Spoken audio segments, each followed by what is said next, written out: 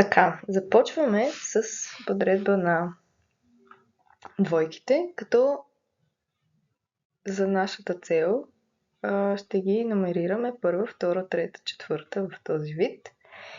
И ще си представим, че от първа към четвърта се тръгва в едната посока. Всъщност има движение и в двете посоки и всяка двойка в един момент се движи в едната посока и като стигне до края се връща и се движи в другата. По какъв ред?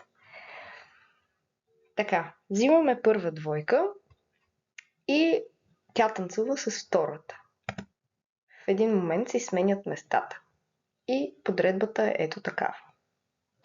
Сега, първа двойка продължава да танцува надолу по линията.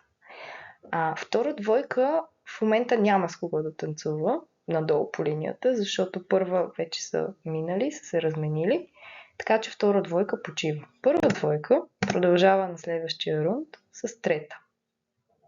Сега, тук вече се е образувала една четворка, и втора двойка вече може да започне да танцува от мястото на първа. Първа продължава надолу и стига до края. Сега, първа двойка вече няма следваща. Стигнали са до последното място, няма следваща двойка, с която да танцува, така че този рунд ще почива.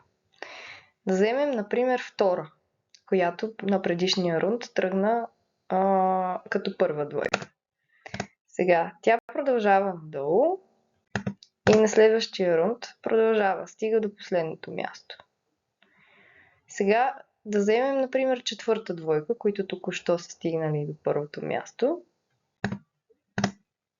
Те почиват един път и продължават на следващия рунд. Нека да следете само една двойка. Не е нужно да гледате всички едновременно, защото е трудно. Плюс това в танца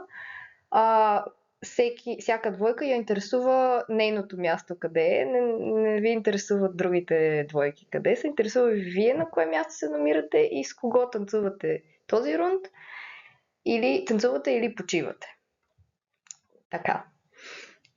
Взимаме четвърта двойка и тя сега от мястото на първа тръгва да танцува надолу с всички. Първи път, втори път, трети път.